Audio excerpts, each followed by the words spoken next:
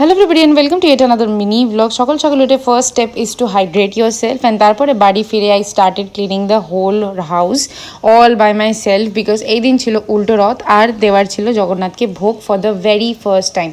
আমরা আগে কোনোদিন জগন্নাথকে ভোগ অফার করিনি, so we did our best and we gave our all to offer him all kinds of things that he loves. আর মা ফার্স্ট টাইম একা হাতে পুরোটা করেছে অ্যান্ড কুডোস টু হার। আমি জাস্ট টুকটাক হেল্প তো করেছি। তো রান্না বসে যাওয়ার পরে I quickly went to decorate the রথ অ্যান্ড হিজ সিংহাসন বিকজ ওই পোর্শনটা আর ওই ডিপার্টমেন্টটা আমারই অ্যান্ড আমি কাউকে ওটা ছাড়ি না এখন অ্যাটলিস্ট। দেন তারপরে সাজিয়ে গুজিয়ে সব পুরো থালা রেডি ছিল জগন্নাথের।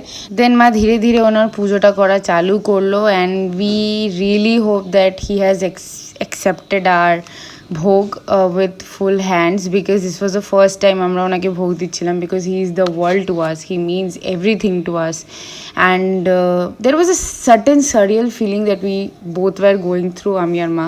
So let's hope for the best we can do next year also.